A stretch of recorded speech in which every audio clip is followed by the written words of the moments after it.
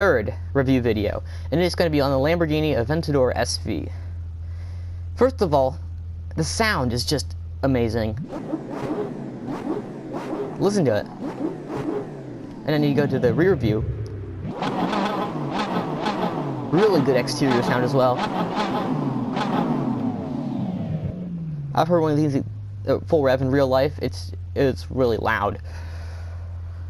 Louder than most race cars, even. Or at least just as loud. I don't know if you can get away with being louder than a race car because they don't have any mufflers on them.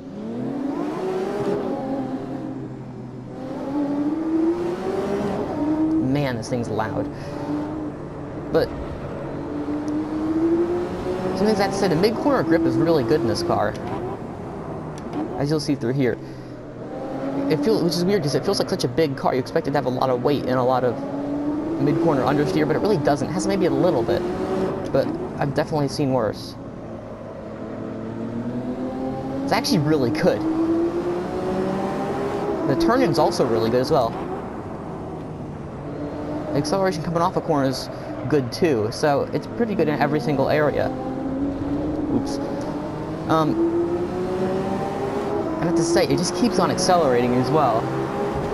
The power feels very instantaneous.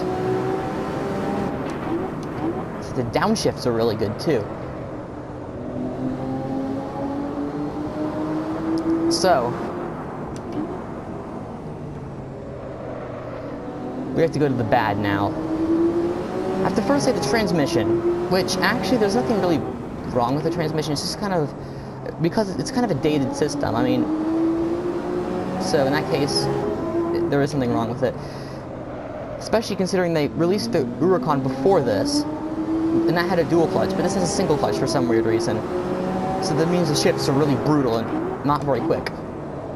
I have to say the downshifts are pretty good though. It doesn't seem to be restricting my downshifts. It lets me get the max out of that engine when I downshift, which is what I like. A lot of cars on Assetto Corsa, when I try to downshift, like I'll hit the button and I know I can easily downshift. And I'll do it a couple times in this car, but that's probably because I'm downshifting it too soon. But some cars I feel like I can downshift harder than they actually want to downshift. This is not one of those cars.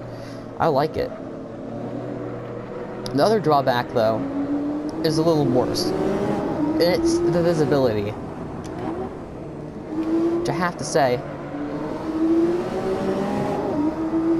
isn't very good. I mean, the height difference between the roof and the steering wheel isn't even that big. And then I have to mention the rear visibility as well, which I can't really demonstrate in this game, but it's not very good. But that's also pretty easily overcome once you get to learn the reference points of the car, everything. Which can be a little interesting to get used to that because it's such a big car. But once you do, it's not really a problem. But that's really all I have to say. It's mostly a really good car. Another thing I like about it, actually, is when you get on the power, the car, I mean, it puts it down very stably, but you can also, if you get on it really soon, the rear end brakes loose like a rear drive car. I mean, I can slide this thing going off of corners more sometimes than I even can in some rear drive cars, for instance, the Porsche 911 GT3 RS.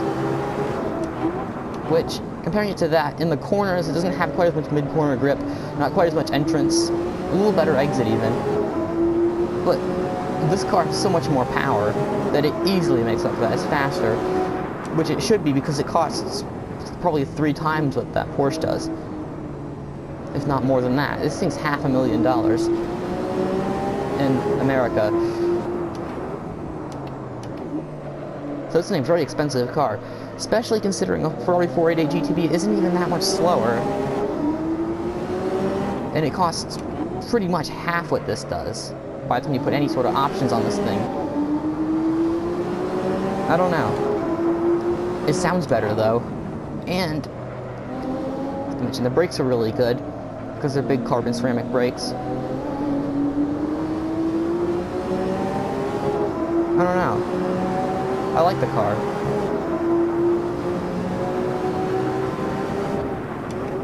It's hard to find any complaints about it. I'm not sure if I'd like using it every day, but on the racetrack at least, there's nothing really I have to complain about it. So, that's my review. Give it a like and subscribe. I'm gonna keep doing some hot laps here for a while.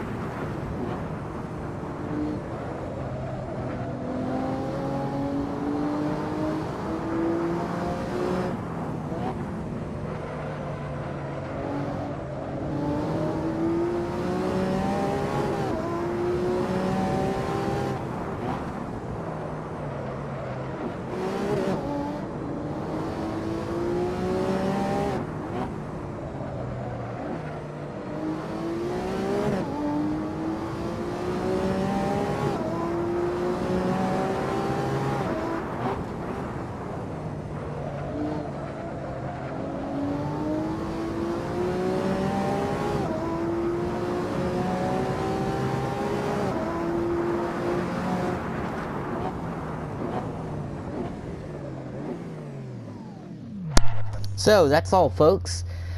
Now, again, give it a like, subscribe. Also, let me know in the comment section if you want to see any other cars being reviewed. Let me know what car you want to see that I haven't already done yet. Also, make sure to subscribe to the other channels listed here, and to see other previous videos I have uploaded, click on the subscribe button for my channel.